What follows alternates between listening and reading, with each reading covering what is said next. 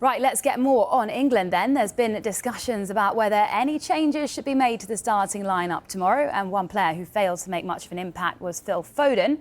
I'm delighted to say we can speak to someone who coached him when he was much younger. Joe Makin from Phil Foden's junior club in Stockport, Reddish Vulcans. Thank you so much for coming on.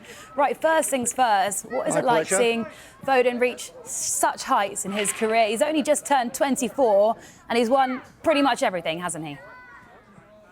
He has really, he's always showed great potential and to achieve what he's achieved, to make us the way we feel now. It's been an honour to have Phil when he played at Reddish Vulcans at this age, the boys behind me here. But to achieve what he's achieved with the City team has been phenomenal. What is he like now compared to when you coached him when he was a lot younger? What's changed? Well, I mean, he had, for me, the most important thing is he had the balance. So without the balance, you don't really achieve a lot in any sport in life. And Phil had it, and he used to easily leave players in his wake, behind him, 2 or 3 players at a time.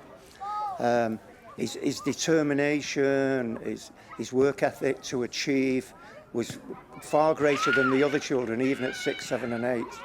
So it's not a surprise really that he's achieved what he's achieved. Do you remember the first moment when you thought, wow, this guy is special? Is there a particular game, a particular goal maybe? Yeah, very much so. We play at a place called Curzon Ashton on a Sunday morning, and me and the other colleague of mine, Steve, were on the touchline and the game was lining up, ready to start. And we'd been practicing a routine in the training during the week, and we said to Phil, if we can score a couple of goals, then maybe we can relax in the game and do a little bit of the training routine.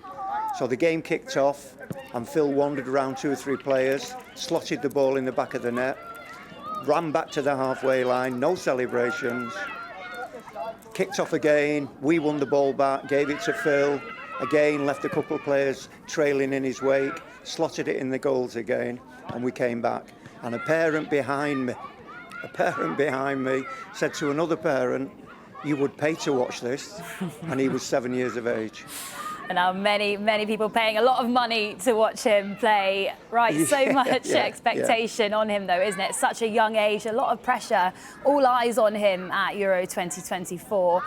Why do you think he failed to make much of an impact in that game against Serbia? Well, I think it's a totally different ball game, international football. The levels go up across the pitch.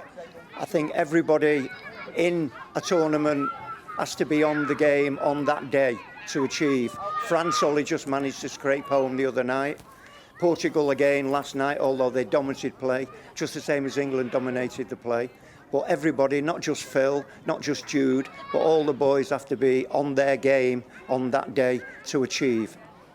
Yeah, absolutely. How did you feel when Phil Foden was named Premier League Player of the Year? And in your opinion, how much did he deserve that award?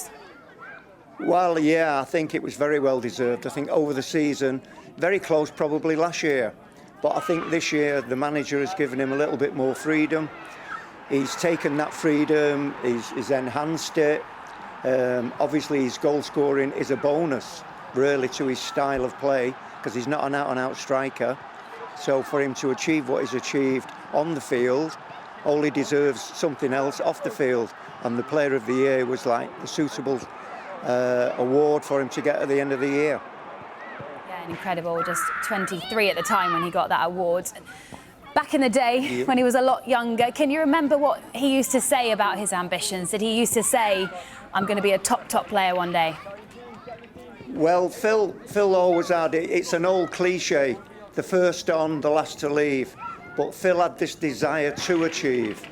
It was just a mentality that he would be the first here, he would be the last to go, he would practice, and we had a conversation 2 or 3 years ago now when he was just breaking into the first team, and he actually asked me that question himself. He said, did you really think I would make it? And I reminded him of a little paragraph that we put on the front page of the Reddish Vulcans website at that moment where it said, Phil Foden, remember the name, a wand of a left foot. and he was 8 years of age then. Wow, that's an amazing story. Joe, what's the one bit of advice, if you could say something to Phil now with the Euro 2024 ahead of us, the remaining games, what's the one bit of advice you'd give him? I would say take it a step at a time. Don't get overexcited when things are not going your way, which young players can, and they mentally might revert back a little bit to when they were playing at schoolboy level, and it can't happen, definitely not at European level. So I would say take it at a time, remember the coach's words, and if you get the opportunity, you've got to try and take that opportunity. Joe, thank you so much. Great to have you on, and hopefully there's a young Phil Foden in the making behind you there. We'll keep a close eye on them. Thank you very much indeed. Thank you. Brilliant. Thanks, Joe.